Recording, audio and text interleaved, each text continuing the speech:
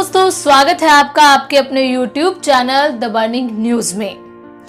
दोस्तों, आज हम आपके सामने एक बेहद गंभीर मुद्दा लेकर आए हैं और वो मुद्दा इन दिनों चर्चा में है। जी हाँ, वो पसीना बहाता है तो कल कारखाने चलते हैं, वो पसीना बहाता है तो खेतों में फसल लहलहाती है, वो पसीना बहाता है तो चमचमाते एक्सप्रेसवे तैयार हो जाते हैं। लेकिन वो शख्स आज निराश है, हताश है, परेशान है, वो सब बेताब है घर जाने के लिए। जी हाँ, हम बात कर रहे हैं मजदूर की, जो इन दिनों पलायन कर रहा है और उसके पलायन के पीछे की वजह कोई नहीं जानता। हर कोई ये जानना चाहता है कि आखिर क्यों सरकार के भरोसे के बाद भी पलायन का सिलसिला थमने का नाम नहीं ले रहा है। सरकार कहती है कि वो मजदूरों के लिए हर संभव कदम उठा रही है, बावजूद इसके मजदूरों का साफ कहना है कि उन्हें 2 वक्त की रोटी भी नसीब नहीं हो रही है लॉकडाउन के दौरान। अब सवाल ये उठता है कि आखिर मजदूरों के पलायन की असल वजह है क्या? सरकार, राज्य सरकार या फिर मजदूरों की गरीबी? आज हम अपनी इस वीडियो में इसी मुद्दे को छूने की कोशिश करेंगे। तो दोस्तों, चलिए शुरू करते हैं। रोजगार की तलाश में इन मजदूरों ने कभी शहर का रुख किया था, लेकिन अब इस शहर को इनकी जरूरत नहीं।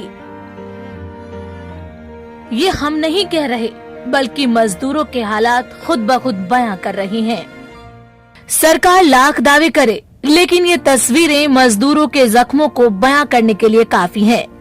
मजदूर बेबस हैं, न रोजगार है, न 2 वक्त की रोटी। ऐसे में घर वापसी ही आखिरी रास्ता इनके पास बचा है। इन्हें अब फर्क नहीं पड़ता कि सरकार कोई मदद दे या न दे, ये तो निकल पड़े हैं पैदल ही घर पहुंचने के लिए।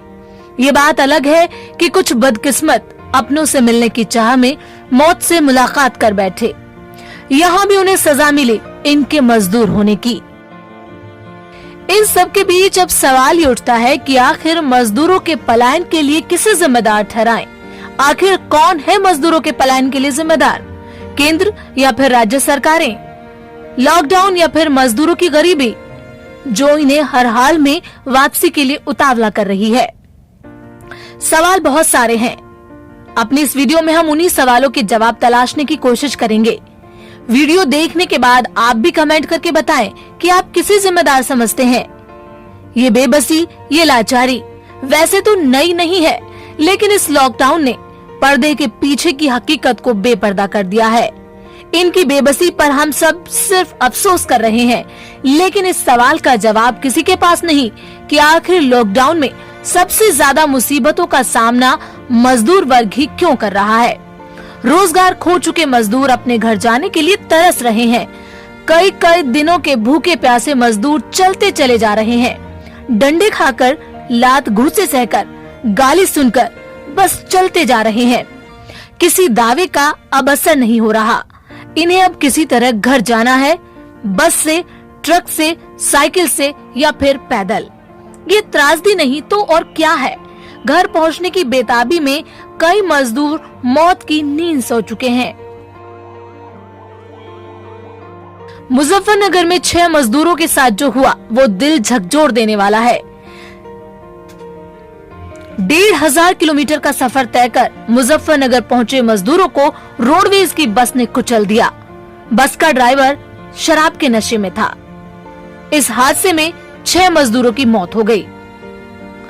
अपनों से मिलने का इंतजार कर रहे मजदूरों को क्या पता था कि रास्ते में मौत भी उनका इंतजार कर रही थी। महाराष्ट्र के औरंगाबाद में मालगाड़ी की जद में आकर अपनी जान गंवाने वाले 16 मजदूरों को कोई कैसे भूल सकता है। अपनों से मिलने के लिए करीब 35 किलोमीटर लंबा सफर पैदल तय करने वाले मजदूरों की गलती क्या थी? थक गए और आंख लग जाना। उनके साथ जो हुआ वो सिस्टम के मुंह पर एक तमाचा है, जो अपने नागरिकों की हिफाजत करने में लाचार है। यूपी सरकार ने हादसे के शिकार मजदूर के परिवारों को मुआवजे का ऐलान किया, लेकिन क्या मुआवजा या कोई भी रकम इन मजदूरों के परिवारों के जख्म को भर पाएगा? बेबसी की सस्कियां और ऊपर से लाठीचार्ज। दर्द बेइंतहा है, मजबूरी बेइंतहा है, और आज अगर इस मजबूरी को किसी ने नहीं समझा तो समझिए इंसानियत खतरे में है। बेहाल परेशान मजदूरों के लिए हालात बर्दाश्त से बाहर हो रहे हैं। रोजगार छिना, छत छिनी, रोटी का संकट मंडराया तो बस इन्हें अपना घर याद आया। किसी तरह साइकिल खरीदी और फिर चल पड़े देश के कोने से दूसरे कोने की दूरी नापने, दूध मुहे और मासूम बच्चों के साथ। आलम यह है कि मजदूरों का पलायन जारी है। वो शहर में रहना नहीं चाहते। यही वजह है कि चाहे संसाधन मिले न मिले, हर मुश्किल हालात को पार कर वो घर जाने के लिए निकल पड़े हैं। महानगरों से ऐसा पलायन शायद ही पहले किसी ने देखा हो। काम धंधे शुरू होने के दावे, फैक्ट्रियां चालू होने का भरोसा भी इनके कदमों की रफ्तार रोक नहीं पा रहा है। कोई 15 दिन से, कोई 10 दिन से चलता जा रहा है, अपना सब कुछ लुटाकर, सारे सपने, सारी उम्मीदें छोड़कर, इस आस में कि घर पहुंचने पर उसे 2 जून की रोटी और छत तो मिल ही जाएगी। ऐसा नहीं है कि सरकारों ने मजदूरों से मुंह मोड़ लिया हो। केंद्र हो या फिर राज्य सरकारें प्रवासी मजदूरों को राहत पहुंचाने की कोशिशें कर रही हैं। मुश्किल की इस घड़ी में संकट बहुत बड़ा है। इसलिए जाना चाहते हैं कि हमारे पास पैसा नहीं है और हम यहाँ पर पूरी तरह से परेशान हैं और हमारे घर वाले बुला रहे हैं कि आप आ जाओ, कुछ भूखे प्यासे होगा सो यही होगा। तो घर तो दूर है ना बहुत सारा एमपी में। दूर हो सो क्या है, और हम तो मजदूर लोग हैं, पैरों से जा सकते हैं।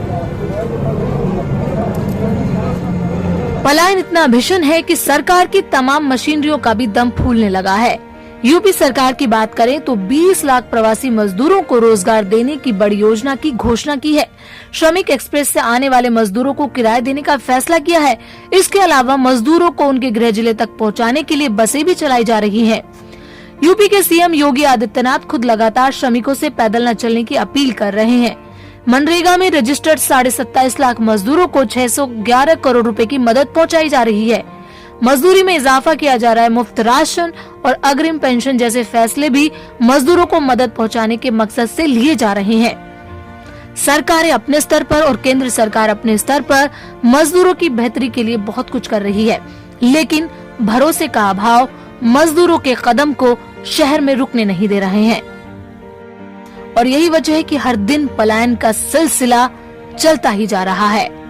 अब आप लोग कमेंट करके बताइए कि पलायन के लिए आखिर क्या जिम्मेदार है, सरकार की नीतियां या मजदूरों में फैला सरकार के प्रति अविश्वास। इस वीडियो में इतना ही। नेक्स्ट वीडियो में आपसे फिर होगी मुलाकात। तब तक के लिए जय हिंद।